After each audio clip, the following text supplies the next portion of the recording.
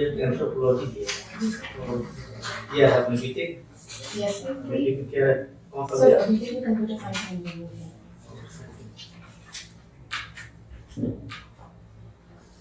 Computer युग India में कब से आया? जी सर। कंप्यूटर युग 1990 से आया था, 1980 में। तो यहाँ लाने वाला कौन है, कोई विशेष? सर प्राइम मिनिस्टर जो हमारे फॉर्मर प्राइम मिनिस्टर थे राजीव गांधी। वो पीएम कब है? Sir not sure. और एक सब्जेक्ट आपने परीक्षा साक्षात्कार के माध्यम सर बाइलिंगुअल। ये वर्ड ये जगह और यूज होता है।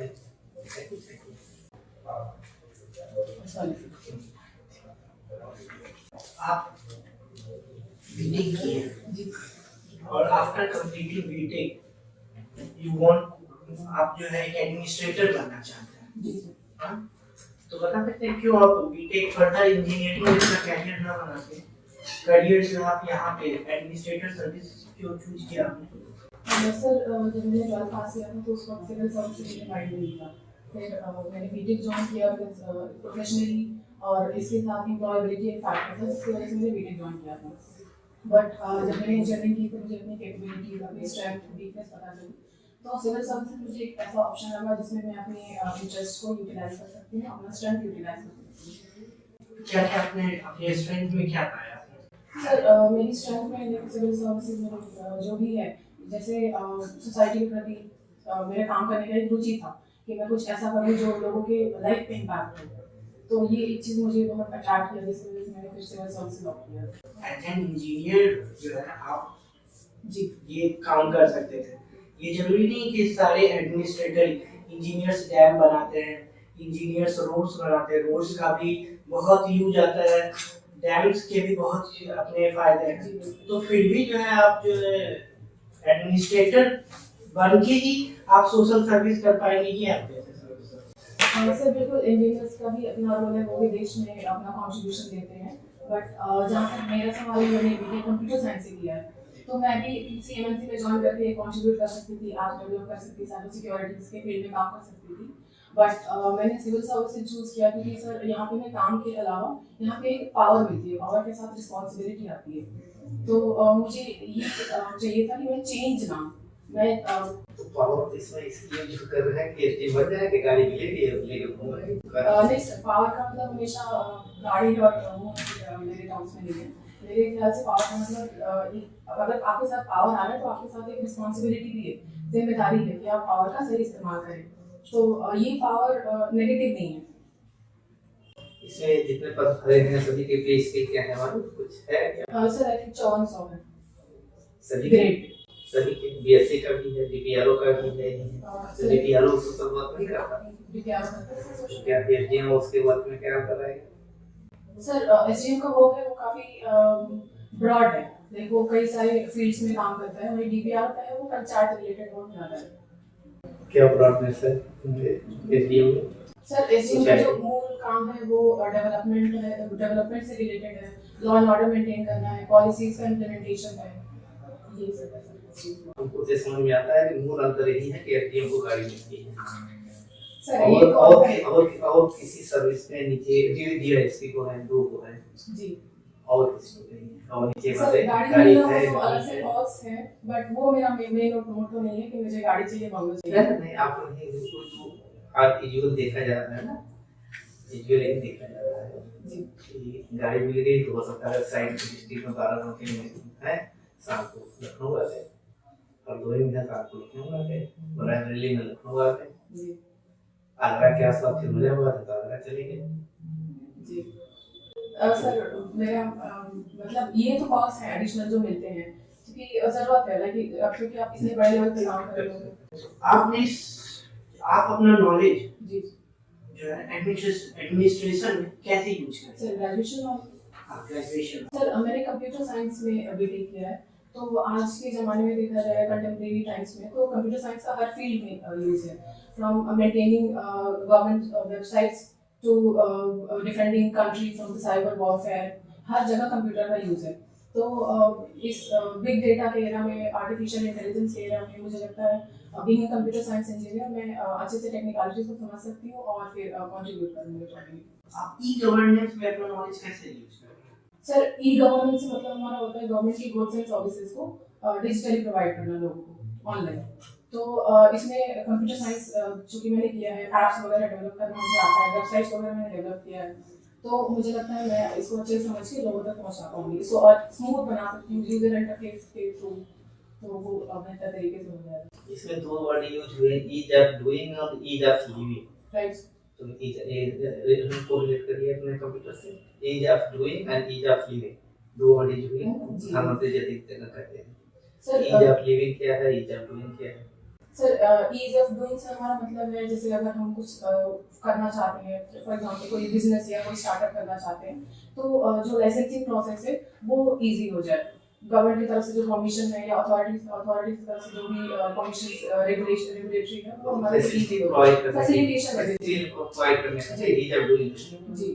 तो ईज ऑफ डूइंग में सर हम ऑनलाइन जैसे अगर आप किसी चीज़ के लिए अप्लाई कर रहे हो तो आप ऑनलाइन अप्लाई कर दो, वेबसाइट के थ्रू सीधे अप्लाई कर दो, तो आपको मतलब इतना प्रोसेस ऑफिस आपको घूमना नहीं पड़ेगा, आप घर बैठे आप ऑनलाइन अप्लाई कर दो, ये ईज ऑफ डूइंग। सपोज आप एसडीएम नीट करो जी और रात में 12 बजे रात किसी ने फोन किया, जी तो क्या क्या होगा, आपका क्या रिस्पॉन्स होगा? सर डिपेंड करता है कि उसने फोन किस पर्पस से किया है। अटेंड कर लिया गया? जी अटेंड कर लिया फोन? हाँ मैं फोन अटेंड करूँगी नहीं करेंगे तो नहीं करेंगे? करेंगे सर बिल्कुल। तो 24 घंटे फोन काम करेगा? जी बिल्कुल हम तो फिर वो क्या करें, से अटेंड कर लिए फिर सर मैं जानूंगी कि इस वक्त कॉल करने का ट्राई करना, अगर इतने और टाइम पे कॉल किया तो जरूर कुछ इमरजेंसी होगी। इमरजेंसी बता दी सुनो जी। आपके तो सर मैं उस पे एक्ट करूंगी, अगर वो मतलब मेरे किसी सबऑर्डिनेट के थ्रू अगर हैंडल हो पाएगा तो मैं बोलूंगी कि आप ये कर लो, अदरवाइज अगर वो मेरे प्रेजेंस से हैंडल होता है तो मैं खुद जाऊंगी। ईज ऑफ डूइंग से रिलेट करिए इसको। ईज ऑफ डूइंग से सर ईज ऑफ डूइंग से अगर सर वो डिपेंड करता है कि आप प्रॉब्लम क्या है, रात में 12 बजे होगा तो इसको तो आप ऑनलाइन, अगर सिक्योरिटी से रिलेटेड कोई हो तो आप सॉर्वेलेंस के थ्रू लाइक अगर कैमरा सेटल्ड है वहाँ पे या वीडियो कॉन्फ्रेंसिंग उसके थ्रू भी आप इसको हैंडल कर सकते हैं सिचुएशन को।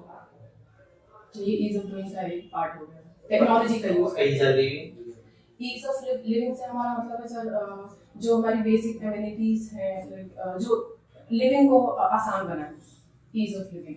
तो उसमें इसके लिए सिटीजन्स की, नागरिकों की।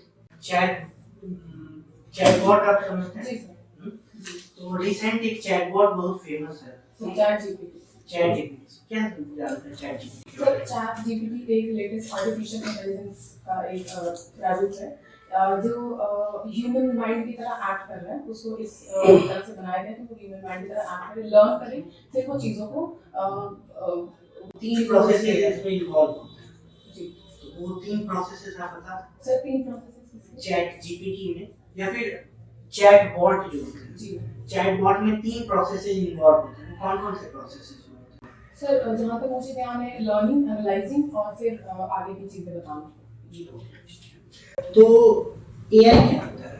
सर आर्टिफिशियल इंटेलिजेंस एक तरह का टेक्नोलॉजिकल डेवलपमेंट है जिसमें ह्यूमन माइंड की तरह एक्ट करना उसे सिखाया जाता है। ह्यूमन जैसे किसी चीज़ों को देखता है, सीखता है, फिर आगे के नेक्स्ट स्टेप प्लान करता है, तो आर्टिफिशियल इंटेलिजेंस इसी बेस पे बनाया गया है। तो हाउ आर्टिफिशियल इंटेलिजेंस जो है ई गवर्नेंस में क्या रोल प्ले करेगा? सर आर्टिफिशियल इंटेलिजेंस का जो ई गवर्नेंस में रोल है वो ये हो सकता है कि हमारा दोनों सर पॉजिटिव और नेगेटिव दोनों है। पहला तो ये कि ये बिना भेदभाव के, बिना किसी इंटरमीडिएट के यूज़ के ये आपके काम को आसान करेगा।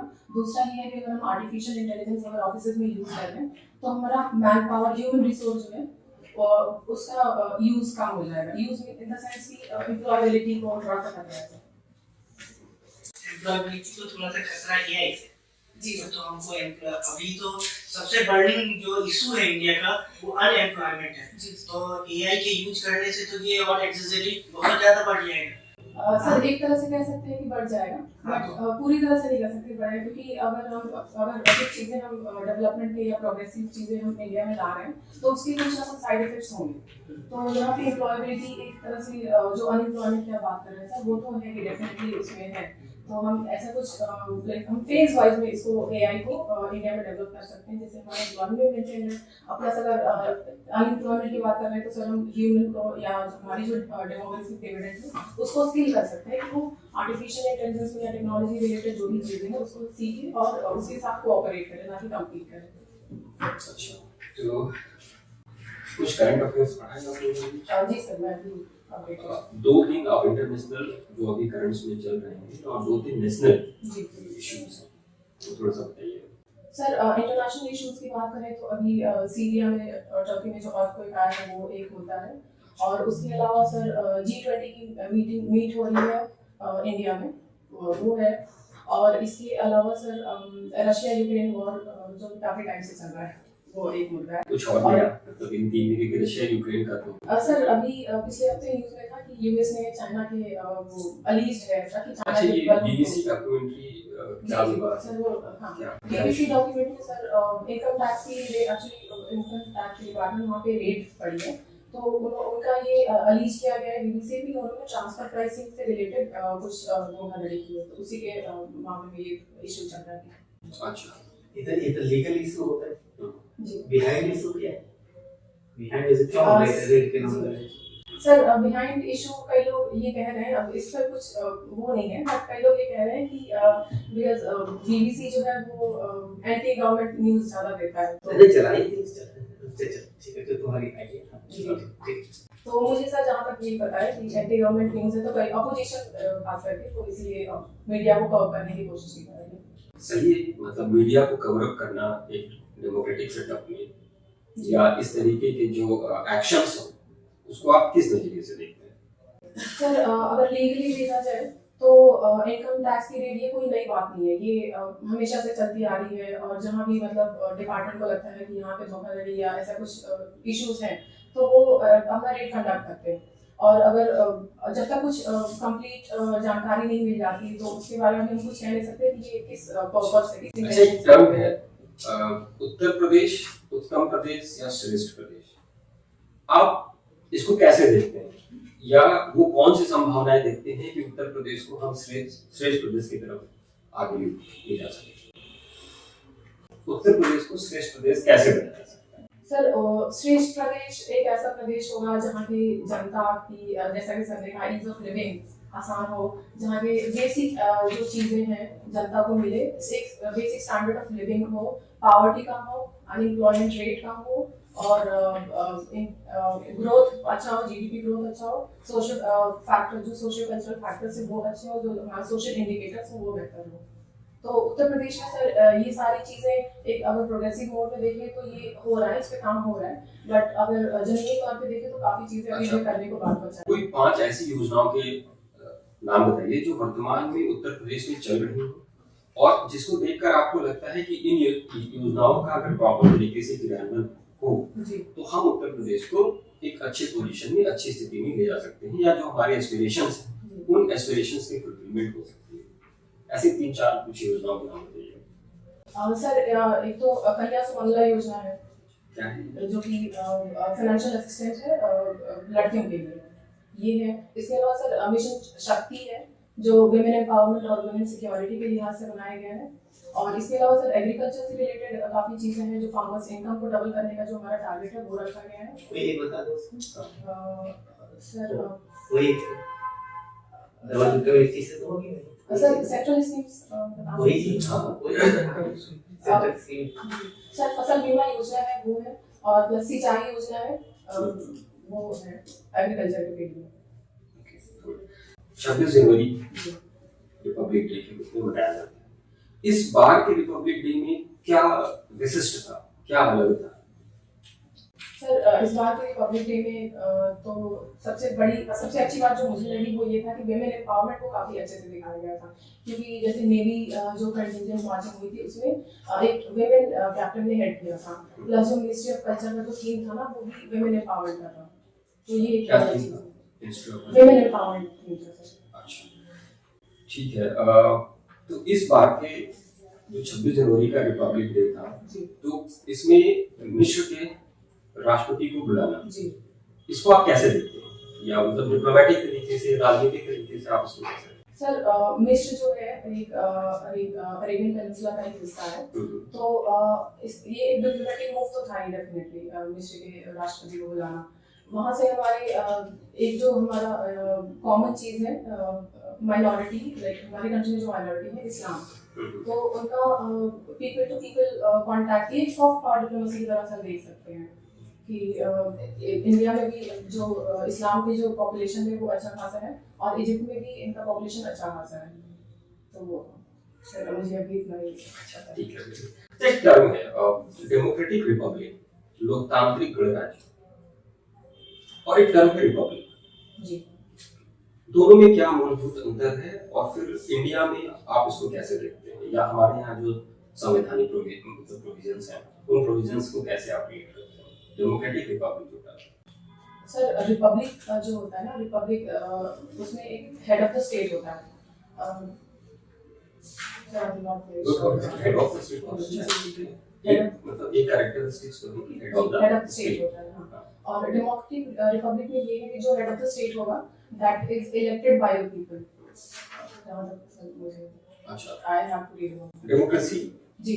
तो डेमोक्रेसी के क्या कैरेक्टरिस्टिक्स हैं?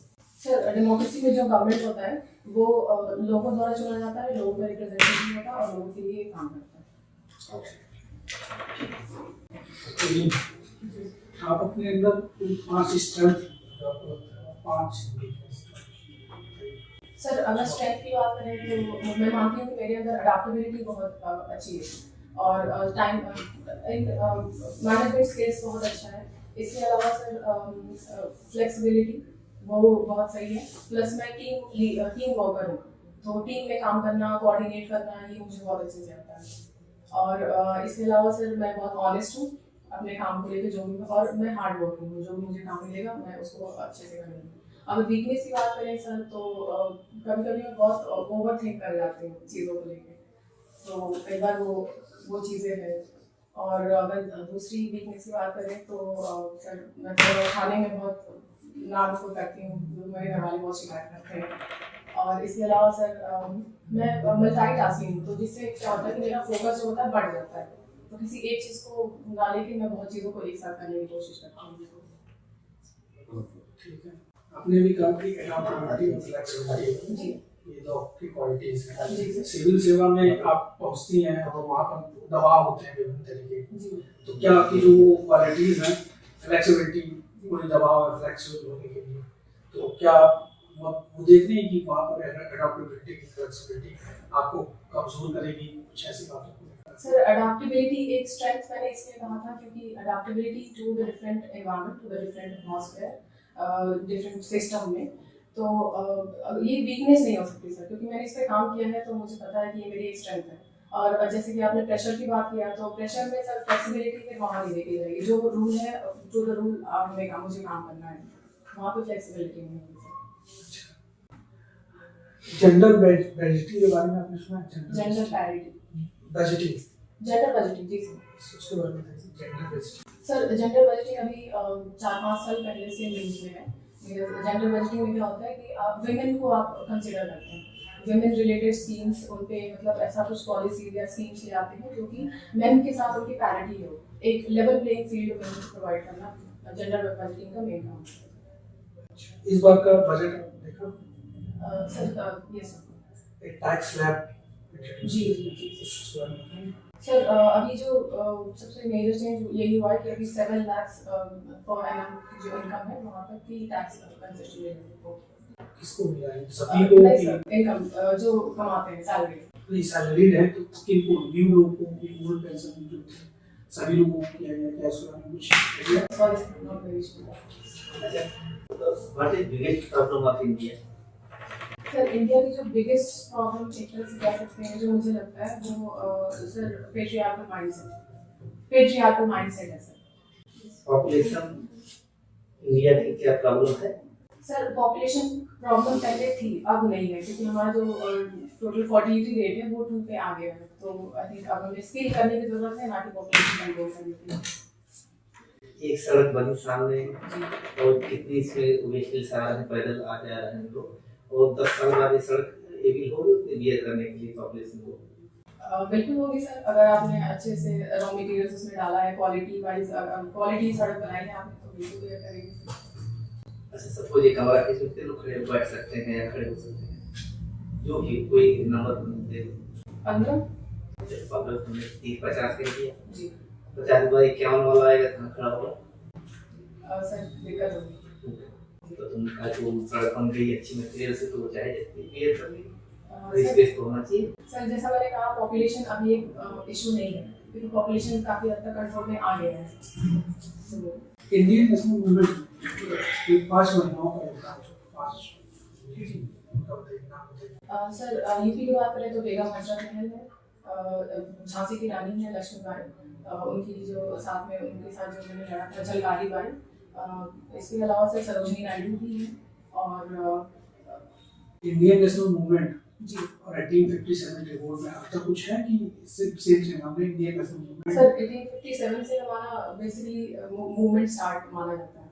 और इंडियन नेशनल मूवमेंट की मेरे पास क्षमता है उसमें। जी सर, टाइम पीरियड का है सर। 1857 को भी नेशनल मूवमेंट में कंसीडर किया गया। क्या स्टार्ट हुआ कि सर इसके बहुत सारे रीजंस थे। अभी इकोनॉमिक तो एक रीजन बताओ, ढेर सारे मत तो एक ही बताओ। सर मैं इमीडिएट में बताती हूँ। जो इमीडिएट रीजन था कि जो उन्होंने राइफल बनाई थी उसमें सूअर की चर्बी और गाय का वो यूज होता था। तो सूअर मुस्लिमों के लिए हराम है, और जो गाय था वो हिंदुओं के लिए काफी शुभ होता है। तो उसकी वजह से डॉक्टर भीमराव अम्बेडकर जी की कोई 3 योगदान थे भारत निर्माण में और देश की आजादी में, या सामाजिक क्षेत्र। सर सामाजिक क्षेत्र में अगर बात करें तो डॉक्टर भीमराव अम्बेडकर ने दलित के लिए काफी काम किया है। उनके हिसाब उनका जो मानना था कि कास्ट सिस्टम नहीं होना चाहिए था, तो ये उनका एक योगदान है। दलित के अपलिफ्टमेंट में उन्होंने काफी हेल्प किया था। प्लस वो रिजर्वेशन भी चाहते थे दलित के लिए। और अगर सर भारत के निर्माण में बात करें तो उनको कॉन्स्टिट्यूशन मेकर कहा जाता है। उत्तर प्रदेश में किसी व्यक्ति को पद्म विभूषण मिला है जी। उत्तर प्रदेश के एक व्यक्ति को कौन है? Sir former chief minister Mulayam Singh Yadav. Thank you. एक स्टेटमेंट है, लड़की हूँ लड़ सकती हूँ। Have you heard about that? Sir सुना है, बट किसने कहा है ये मैं श्योर नहीं हूँ। तो कैसे आप जस्टिफाई करते हैं इस स्टेटमेंट को? सर हमारे जो इंडिया का जो सोसाइटी है ना, वो बेसिकली पैट्रियार्कल माइंडसेट है। तो वो लड़की के नाम पे जैसे लड़की का सिनोनिम ही कमजोरी समझते हैं Do you कई। agree with that? No sir, I don't agree with that. I think women means empowerment. अगर विमेन को अच्छे से एम्पावर किया जाए, उन्हें स्किल किया जाए, तो कमजोर नहीं है लड़कियां। I'm giving you 2 words. Yes एक फीमेल मतलब कि एक औरत और एक जो है स्त्री। जी। ओके, मतलब फीमेल और वुमेन दोनों सेम वर्ड है। नो सर, सेम वर्ड नहीं है। क्या डिफरेंस है फीमेल और वुमेन में? सर फीमेल जहाँ तक है बायोलॉजिकल टर्म है, और विमेन एक जनरल है, सोशल। सोशल जी, तो क्या डिफरेंस क्या है? फीमेल की बात करें तो बायोलॉजिकल उनकी बॉडी स्ट्रक्चर अलग होती है, उनकी बॉडी बनावट अलग होती है, तो एक बायोलॉजी के सेंस से देखा जाता है। और विमेन जेंडर जो आप एक सोशल नजरिए से देखते हैं। Anthropology of G talks. तो चलिए एक क्वेश्चन पूछते हैं। लिविंग रिलेशनशिप पे आजकल आप लोग बहुत सुन रहे होंगे, तो क्या समझते हैं आप लिविंग रिलेशनशिप के बारे में? क्या करेंगे आपकी? सर लिव इन रिलेशनशिप अभी एक मॉडर्न जमाने का कॉन्सेप्ट है, जिसमें कि एक मेल और एक फीमेल बिना शादी के रिलेशन के साथ में रहते हैं अपनी मर्जी से। अपनी मर्जी से जी। तो यू एग्री? क्या आपको आप क्या ओपिनियन है लिविंग रिलेशनशिप के बारे में? सर जहाँ तक मेरी बात है, मुझे लगता है ये एक्सेप्टेबल होनी चाहिए, क्योंकि अगर कोई रहना चाहता है किसी के साथ, कंफर्टेबल है, जो भी रीजन हो, उसे फाइनेंशियल, इकोनॉमिक, सोशल या इमोशनल, तो वो रह सकता है। इसमें किसी को आपत्ति नहीं होनी चाहिए। लेकिन अभी बहुत सारी घटनाएं हो रही हैं जी। तो आप इसको कैसे कर्ब करेंगे या फिर इसको कैसे कंट्रोल करेंगे? एक रेगुलेशन आना चाहिए क्या लिविंग रिलेशनशिप को लेके? सर बहुत सारी घटनाएं, जैसा कि आपने मेंशन किया, बहुत सारी घटनाएं हैं कई बार गलत अलीज कर दिया जाता है लड़की द्वारा, खास करके कि शादी का प्रॉमिस किया और फिर ये, तो ऐसे केसेस बहुत सुनने को मिले हैं हमें। बट इसका ये मतलब नहीं कि आप सिर्फ कुछ इंस्टेंसेस के बेस पे आप पूरे को सिर्फ उसको नकार दें। तो मेरे ख्याल से इस पे एक लेजिस्लेशन होना चाहिए इस चीज़ आप पे। एक major stakeholder public safety को लेकर या उसमें, तो ऐसी सिचुएशंस में आपका रोल बनता है, ठीक है। कुछ मतलब ऐसे एलियंस होंगे जो फॉल्स हो सकते हैं या विमेंस की तरफ से आ सकते हैं, बट लिविंग रिलेशन जैसी चीजों को जैसे आपने अभी एक्सेप्ट किया कि ये होना चाहिए, तो एज एन सरकार, एज एन गवर्नमेंट आप इसमें कैसे इंटरवेन करेंगे? क्योंकि छोड़ा भी तो नहीं जा सकता कि अगर हम ये मान लें कि ये केवल एक एलिगेशन है या फॉल्स एलिगेशंस हैं, बट ऐसे सिचुएशंस में हमें तो कुछ ना कुछ स्टेप लेना पड़ेगा। तो एक अधिकारी के तौर पे या सरकार का पार्ट होने के तौर पे आप पब्लिक सेफ्टी को कैसे इंश्योर करेंगे लिविंग रिलेशनशिप के कॉन्टेक्स्ट में? जी सर, ऐसे कई मसले मिले हैं जिसमें अलीज किया गया है गलत तरीके से। तो being a public servant, being a public administrator, मैं इसको इंश्योर कर सकती हूँ कि ये चीज़ें ना हो। मतलब अगर इस पे कोई लेजिस्लेशन होगा, कोई लॉ होगा, तो इसको हम अच्छे से इंश्योर कर सकते हैं। तो इसमें लेजिस्लेशन लाने की जरूरत है। कुछ मतलब कोई ऐसे संवैधानिक प्रोविजंस हैं जहां पर हम इस सेफ्टी को जैसे मान लेते हैं कि अभी लिविंग रिलेशनशिप को लेकर कोई ऐसा कानून अभी हमारे पास में नहीं है स्पेसिफिक इस बात पर, लेकिन संवैधानिक दायरे में या कॉन्स्टिट्यूशन में कुछ ऐसे प्रोविजंस हैं जहां पर हम प्रोटेक्शन क्रिएट कर सकते हैं, या कुछ ऐसा कोई ऐसा प्रोविजन जो कॉन्स्टिट्यूशन में दिया गया? अच्छा, एजुकेशन एक शब्द है, तो आपने 7 शेड्यूल पढ़ा होगा, 7वीं अनुसूची पढ़ी होगी, तो 7वीं अनुसूची में एजुकेशन कहाँ पे? सर कॉन्करेंट लिस्ट में। Concurrent list. किसी विषय का या किसी टॉपिक का अगर वो कॉन्करेंट लिस्ट में है तो उसके क्या मायने, उसका क्या मतलब? सर किसी सब्जेक्ट अगर कोई कॉन्करेंट लिस्ट में है तो इसका ये मतलब होता है कि उसके सेंटर और स्टेट दोनों ही लेजिस्लेट कर सकते हैं। लेकिन अगर दोनों के बीच में कंट्राडिक्शन हो तो सेंटर का जो लेजिस्लेट किया गया है वो उसको प्रायोरिटी दी जाएगी। तो एजुकेशन का आप मुझे प्रोविजन बता सकते हैं कहाँ-कहाँ संविधान में एजुकेशन के बारे में बात की गई? सर हमारे फंडामेंटल राइट्स में है, डीपीएसपी में भी है, फंडामेंटल ड्यूटीज में भी मेंशन है। क्या मेंशन है? फंडामेंटल राइट में क्या मेंशन है? सर फंडामेंटल राइट में है आर्टिकल 21A, वो है। डीपीएसपी में है सर स्टेट को फैसिलिटेट करना एजुकेशन, और जो मतलब फंडामेंटल ड्यूटी की बात है तो उसमें पेरेंट्स को रिस्पांसिबिलिटी दी गई है कि बच्चों को पढ़ाना। क्या बेसिक डिफरेंस है तीनों आर्टिकल्स में या तीनों प्रोविजंस में? सर जो फंडामेंटल राइट है वो जस्टिसेबल है, आप उसके लिए डिमांड कर सकते हैं। जो फंडामेंटल ड्यूटी है आर्टिकल 21A ये जो प्रोवाइड किया गया है ये किसे प्रोवाइड किया गया है? सॉरी सर, आर्टिकल 21A ये जो प्रोवाइड किया गया है ये किसे प्रोवाइड किया गया है? पेरेंट्स को, स्टेट की रिस्पांसिबिलिटी है या बच्चे को या सिटीजन को, जो भी आप उसको सर स्टेट की रिस्पांसिबिलिटी है। प्रोवाइड किसी के सिटीजंस को। और डीपीएसपी में सर एक वो नॉन जस्टिसेबल है, तो बेसिकली स्टेट को ऐसा करना चाहिए but depending on the resources. और ड्यूटीज की बात करें तो पेरेंट्स को रिस्पांसिबिलिटी है कि बच्चों को क्या रिस्पांसिबिलिटी वहाँ दी गई है कॉन्स्टिट्यूशन प्रोविजन में? डीपीएसपी में। सर डीपीएसपी में नहीं फंडामेंटल ड्यूटी में पेरेंट्स की वहाँ पर है, तो पेरेंट्स को क्या फंडामेंटल ड्यूटी दी गई है एजुकेशन के रेफरेंस में कुछ प्रोविजन है? सर पेरेंट्स की रिस्पांसिबिलिटी है कि बच्चों की पढ़ाई को इंश्योर करें। और इसके अलावा सर अगर पढ़ाई से रिलेटेड करें तो एक सोसाइटी को एक साइंटिफिक टेम्पर रखना चाहिए, तो ये भी कहीं ना कहीं एजुकेशन से रिलेटेड। साइंटिफिक टेम्पर का क्या मतलब? Scientific temper means sir reason based.